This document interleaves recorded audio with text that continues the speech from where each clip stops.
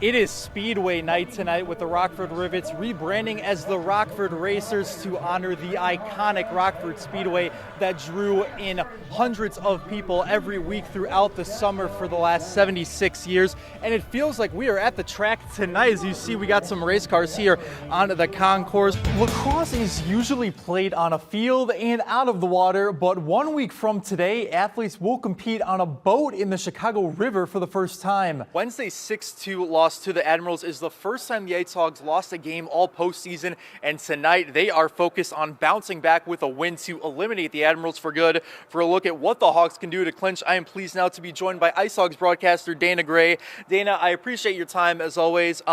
As mentioned, Wednesday, first time the Ice Hogs lost a game. What do they need to do? Tonight to eliminate Milwaukee?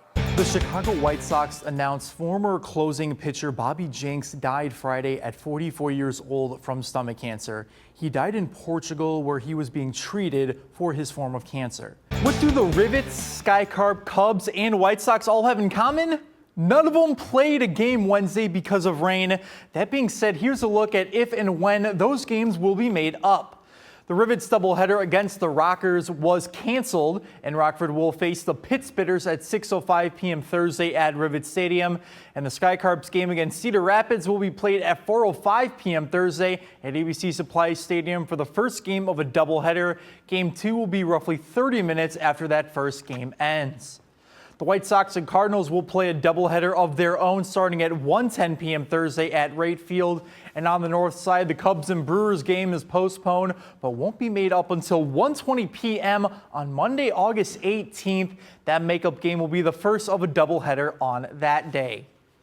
From playing in an inaugural state title game to winning their first program state championship, State Line High Schools had historic and memorable 2024-2025 seasons, and we now take a couple of minutes to look at some of those big runs. Back in October, Guilford played in the state's first girls flag football state championship. Despite taking second, they had the best record in state heading into the title game with a 21-1 record. They also got to play in the NFL Flag College Showcase at the Pro Bowl in January. More than a month later, Class 1A powerhouse Lena Winslow football fell to Althoff Catholic in the state title game. The Panthers can hold their heads high, though, as the Crusaders were criticized on social media for the 13 penalties they received, including a pair of unsportsmanlike conduct calls. On the hardwood, Stockton volleyball went to state for the first time in program history, beating Hartsburg in the semis and then losing to Calhoun in the title match. The Blackhawks also won their first sectional and super sectional title to get to this point.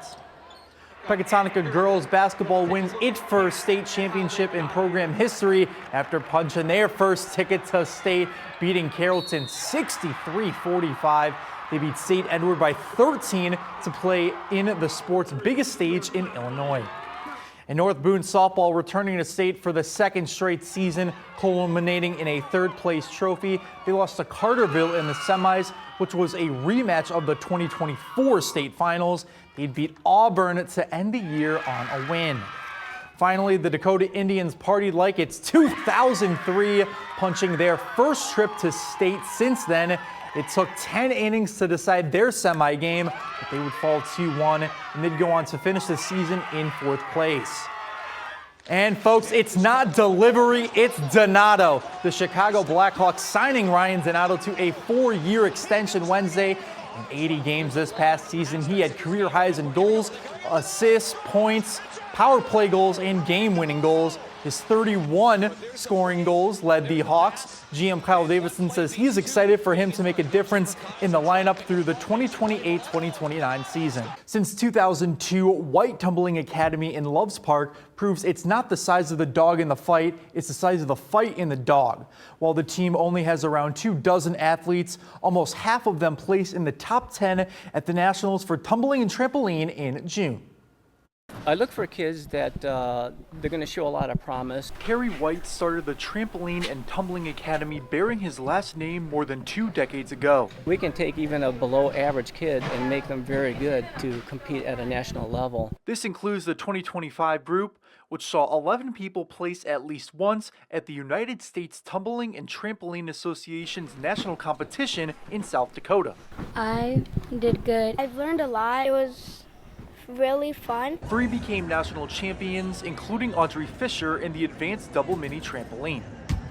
I was still really shocked. I didn't go into finals being in first, so it was a very big shock for me at least. It's really fun seeing all the littles do it for the first time because they always look so happy when they get a really good spot. And it just makes you kind of proud of them because you get to see them grow up kind of next to you. White says what makes their group stand out from the bigger teams is family. We don't have as many at each one of the levels that we teach, so the kids get a lot more turns, a lot more reps. Good job.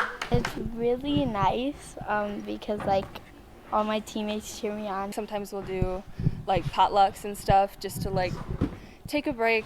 I remember it's not just go, go, go. It was prelims for Tramp, and I remember she just was so excited once I finished. She ran up and hugged me and was like, good job, good job. Some of the people on this team are related to Terry.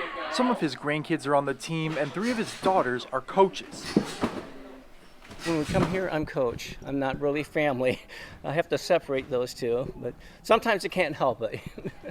Have you ever seen that before, Anna Marie, at a baseball game where just the automatic sprinklers go on? You've heard of rain delays, but not sprinkler delays. That's hilarious. I know it was a little mix-up with the landscaping schedule, I suppose. I was going to say, is there going to really be a sprinkler delay? Right. How did the players react on the field to that? It was crazy. Just was going on, and then the ump's like, got to stop and just, playoff hockey, Game 5 overtime. Gosh, what a way to end it, but heartbreaking for the Ice Hogs.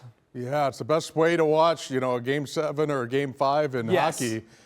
Just such a tough outcome, but what a great season for the Ice Hogs. I know, yeah. And what about Joe Davis, too, coming back to his alma mater? And his accomplishments are incredible. I know, that's insane coming from Beloit. And he's only getting started. All right, thanks, Anthony. Up that school out for the summer, but a lot is going to be going on this weekend. I'm looking forward to being at some of those events, Sydney. Oh, yeah, for sure. It's so cool to see our local athletes just getting into it and getting that exposure to, coaches from college. That's pretty cool. I know, hopefully weather can keep cooperating. Yeah. Thank you, Anthony.